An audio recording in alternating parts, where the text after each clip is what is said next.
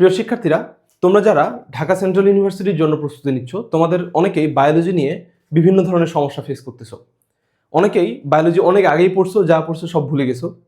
আবার অনেকে একদিক দিয়ে পড়তেছো, আবার আরেক দিয়ে ভুলে যাচ্ছ।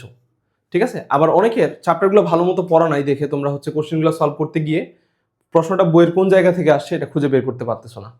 তাহলে এই যে এত ধরনের সমস্যা আছে, এই সমস্যাগুলোর একটা সমাধান আমি তোমাদের জন্য আজকে দেখাবো। ঠিক আছে? আর পাশাপাশি তোমরা কিভাবে খুব অল্প পড়াশোনা করেই, ঠিক আছে, পুরো বই তোমার পড়তে হবে না, পুরো বইয়ের সবগুলো লাইনও পড়তে হবে না, কিভাবে অল্প পড়াশোনা করেই তুমি পরীক্ষায় 20+ মার্কস তুলে আসতে পারবা এবং এখন যা পড়বা ওটা তোমার দীর্ঘদিন মনে থাকবে, এইরকম একটা টেকনিক আজকে তোমাদের শেখাবো। ঠিক আছে? চলো আমি তোমাদেরকে দেখাই। আচ্ছা, দেখানোর আগে একটু বলে রাখি, তোমরা আমার এই চ্যানেলেই অলরেডি ভিডিওগুলো দেওয়া আছে, ওখান থেকে দেখবা যে ঢাকা সেন্ট্রাল ইউনিভার্সিটিতে বায়োলজির যে প্রশ্নগুলো আসে, এই প্রশ্নগুলো কিন্তু বেশিরভাগ প্রশ্ন 3টা সোর্স থেকে হুবহু তুলে দেয়। সবচেয়ে বেশি প্রশ্ন হুবহু তুলে হচ্ছে মেডিকেল থেকে, মেডিকেল আর ডেন্টালের প্রশ্ন। 2 নম্বরে সবচেয়ে বেশি তুলে হচ্ছে ঢাকা ইউনিভার্সিটির প্রশ্ন আর হচ্ছে বোর্ডের প্রশ্ন। ঠিক আছে? তার মানে এই 3টা সোর্সের প্রশ্ন আমাদের ভাজা ভাজা করে ফেলতে হবে। ঠিক আছে? যেন পরীক্ষায় যদি হুবহু আসে, যেন আমরা মারি দিয়ে চলে আসতে পারি। তো বেশিরভাগ প্রশ্ন যেহেতু আমাদের হুবহু রিপিট হবে, তাহলে তোমাদের প্রাথমিক কাজ হচ্ছে প্রতিটা প্রশ্ন যেগুলো রিপিট হবে ওই প্রশ্নগুলো একদম 100% একুরেসি নিয়ে আসা। তার জন্য কি করতে হবে, তোমার চ্যাপ্টার ওয়াইজ প্রতিটা অধ্যায়ের বিগত বছরের প্রশ্নগুলা ব্যাখ্যা সহ পড়ে বারবার পরীক্ষা দিয়ে দিয়ে তোমাদের একুরেসি নিয়ে আসতে হবে। ঠিক আছে? এখন যদি কিছু প্রশ্ন নতুন আসেও, ওই প্রশ্নগুলো তোমরা কিভাবে অ্যাপ্রোচ করবা? ঠিক আছে? কারণ শুধু পরীক্ষার প্রশ্নগুলো পড়ে গিয়ে তোমাদের শান্তি আসবে না, আমি জানি। ঠিক আছে? মনে একটা সন্দেহ থাকে যাবে যে আমার প্রস্তুতিটা মনে হয় ভালো হইলো না। তো চলো আমি তোমাদেরকে আজকে একটা জিনিস দেখাই। এটা হচ্ছে আমার কোর্সের একটা এক্সাম আর কি। এই এক্সামটা সাবমিট করলে তোমরা এই পেজটাতে চলে আসতে পারবা। এখানে কি হবে, সবগুলা কোশ্চেন তোমার একটা পেজের মধ্যে লোড হবে পিডিএফ এর মতো। তো এখানে আসলে কি হবে, দেখো এটা হচ্ছে তোমাদের বায়োলজির প্রথম অধ্যায়ে আমি তোমাদেরকে রেফারেন্স হিসেবে দেখাচ্ছি। তো এইটা হচ্ছে মেডিকেলের বিগত বছরের যে প্রশ্নগুলো আছে 2010 সাল থেকে 2025 সাল পর্যন্ত মেডিকেল এবং ডেন্টালের সকল প্রশ্ন এই পেজটাতে তুমি পাবা। তো এরকম প্রতিটা অধ্যায়ের প্রশ্ন আমার এখানে সাজানো আছে, তোমরা চেক করলেই পাবা। ঠিক আছে? তো দেখো এখানে কি করবা। এখানে প্রথম প্রশ্নটা বলছে হচ্ছে কোষ বিভাজনের সময় কোষ প্লেট তৈরিতে সাহায্য করে কোন অঙ্গাণু। তাহলে এই প্রশ্নটার অ্যান্সার হচ্ছে কি, গলগি বডি। তো এই প্রশ্নটা জাস্ট পড়ে গেলে হবে কি, যদি প্রশ্নটা হুবহু রিপিট আসে তাহলে আমরা এটা পারবো। ঠিক আছে? এখন প্রশ্ন হচ্ছে প্রশ্নটা হুবহু রিপিট নাও হইতে পারে, ওই প্রশ্নটার পাশের কোনো একটা ইনফরমেশন, সিমিলার একটা ইনফরমেশন পরীক্ষায় তুলে দিতে পারে। ঠিক আছে? তো সেখান থেকে বাঁচার জন্য আমরা কি করতে পারি, এইখানে দেখো আমার এখানে এক্সপ্লেনেশনে গেলে তুমি এখানে দেখতে পারবা যে প্রশ্নটা কোথা থেকে আসছে, একদম রেফারেন্স সহ বলে দেওয়া আছে যে প্রশ্নটা আলিম স্যারের অনুশীলনী থেকে হুবহু কমন আসছিল। ঠিক আছে? তবে আলিম স্যারের বইয়ে উত্তর দেওয়া হচ্ছে মাইক্রোটিবিউলস, ওই প্রশ্নটা ওই উত্তরটা আমরা নিব না, আমরা হাসান স্যারের বইটাকে রেফারেন্স হিসেবে পড়বো। এবং এখানে দেখো এই যে 20 পৃষ্ঠা, তোমাদের হয়তো পৃষ্ঠাটা আগে পরে হইতে পারে, একটু দেখবা এই যে গলগি বডির যে কাজ আছে এই জায়গাটা থেকে মূলত প্রশ্নটা হইছে। এই যে এখানকার তুমি আইভি নাম্বার অপশনটা যদি পড়ো, কোষ বিভাজনকালে কোষ প্লেট তৈরি করে, এটাই হচ্ছে আমাদের মেডিকেলে 24 সালে আসছিল। ওই সেম লাইনটা থেকে প্রশ্ন আসছিল কুমিল্লা বোর্ডেও কিন্তু 23 সালে। আবার এখানে দেখো আরেকটা কুমিল্লা বোর্ডে 23 সালে প্রশ্ন আসছে। আর এই পুরো এরিয়াটা যদি একটু তাকাও, এখান থেকে দেখো মেডিকেলে 20 সালে প্রশ্ন আসছে, 11 সালে প্রশ্ন আসছে, ডেন্টালে 9 সালে প্রশ্ন আসছে, তারপর এখানে দেখো ডেন্টালে 23 সালে প্রশ্ন আসছে। এই যে এই এরিয়াটা দেখছো, মেডিকেলেই জাস্ট কতগুলো প্রশ্ন আসছে। তার মানে বোঝা যাচ্ছে যে আমাদের এই জায়গাটা খুবই ইম্পর্টেন্ট। তাহলে তোমার এখানে কোষ প্লেট নিয়ে প্রশ্নটা করছে, পরের বারে হয়তো তোমার এই লাইনটা থেকে প্রশ্নটা করবে, এই লাইনটা থেকে প্রশ্নটা করতে পারে, অথবা লাস্টের লাইনটা থেকে প্রশ্নটা করতে পারে। তাহলে আমাদের যেটা করতে হবে, পুরো জায়গাটা পড়তে হবে। তবে এখানে দেখো এখানে কিন্তু খুব ইম্পর্টেন্ট একটা লাইন আছে, যেমন হচ্ছে এটা, এই যে কার্বোহাইড্রেট ফ্যাক্টরি বলা হয়। ঠিক আছে? তোমাকে জিজ্ঞাসা করতে পারে যে কার্বোহাইড্রেট ফ্যাক্টরি বলা হয় কাকে, এখান থেকে প্রশ্নটা দিতে পারে। তাহলে তোমাদের যেটা করতে হবে, এই পুরো এরিয়াটা ভালো মতো পড়ে ফেলতে হবে। পাশাপাশি কি করবা, আমি যেটা করছি ওই পাতাটাতে আরো ইম্পর্টেন্ট যে লাইনগুলো আছে, আমার নিজের বানাই দেওয়া লাইন না। ঠিক আছে? এই প্রশ্নগুলো কোনো না কোনো পরীক্ষায় আসছে বলে আমি এগুলো দাগাই দিছি আর কি।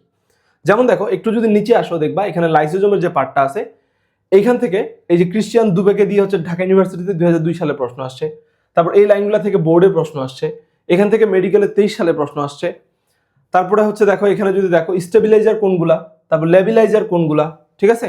তারপর এই যে তোমার লাইসোজোমের কাজ কি, এই যে ফ্যাগোসাইটোসিস পদ্ধতিতে জীবাণু ভক্ষণ করে, মেডিকেলে 2009 সালে আসছে। তার মানে তোমাকে কি করতে হবে, এই পেজটার মধ্যে জাস্ট যে ইম্পর্টেন্ট লাইনগুলো আছে পাশাপাশি তুমি এটা পড়ে ফেলবা। পুরো অধ্যায়টা তোমার পড়ার দরকার নাই, আমি যে পেজটা দিছি ওই পেজের দাগানো লাইনগুলো তোমরা রেফারেন্স যেগুলোতে দেওয়া আছে ওই জায়গাগুলো জাস্ট ভালো মতো পড়ে ফেলবা, তাইলেই হলো। ঠিক আছে, তোমাদের আর প্রশ্নটা কোথা থেকে আসছে এটা আর খুঁজে বেড়ানোর দরকার নাই, যেই জায়গাটা থেকে প্রশ্নটা আসছে আমি এটা মার্ক করে ছবিটা সহ অ্যাড করে দিছি। তারপরটাতে যাও, ধরো এবার 2 নম্বর প্রশ্নটা দেখো, ভাইরাসের বংশবৃদ্ধিতে পোষকের কোন অঙ্গাণুতে প্রোটিন তৈরি হয়। তো এই প্রশ্নটা আসছিল হচ্ছে কোথা থেকে, এটাও আলিম স্যারের বইয়ের অনুশীলনী থেকে প্রশ্নটা হুবহু তুলে দিছে। তবে আমরা তো হাসান স্যারের বই পড়বো, তো সেক্ষেত্রে আমরা যাব হচ্ছে কোথায়, এই যে এখানে নিচের দিকে দেখো, রাইবোজোমের কাজ। রাইবোজোমের প্রধান কাজ হচ্ছে প্রোটিন সংশ্লেষণ করা, এই জন্য এটাকে কি বলা হয়, প্রোটিন ফ্যাক্টরি।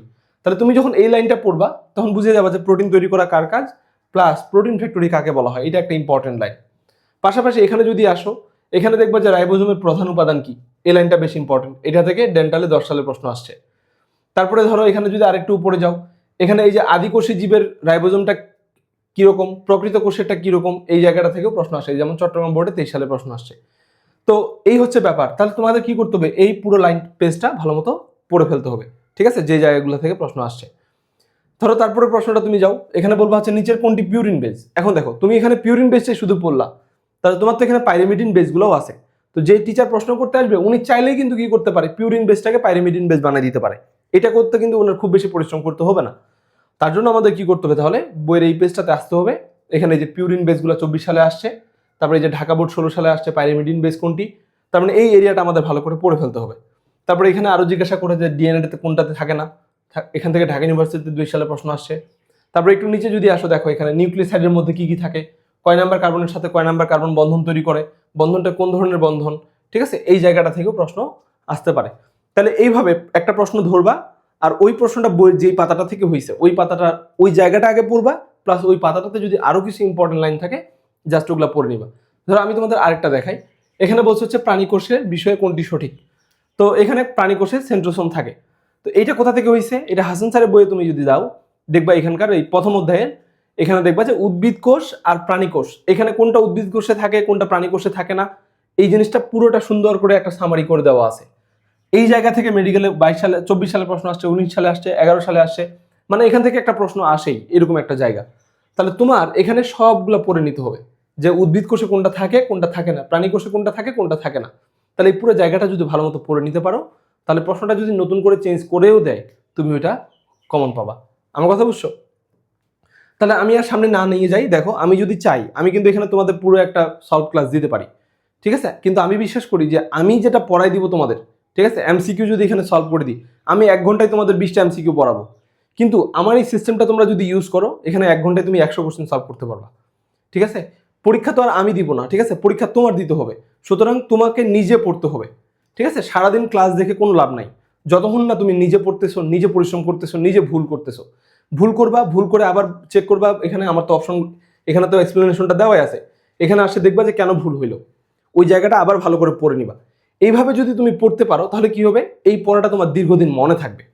কারণ কি, কারণ তুমি এখানে একটা প্রবলেম ফেস করতেছো, ওই প্রবলেমটার সমাধানটা দেখতেছো, আর কোনো কিছু কিন্তু চিন্তা করতেছো না, জাস্ট ওই প্রশ্নটার সমাধানটা তুমি দেখতেছো।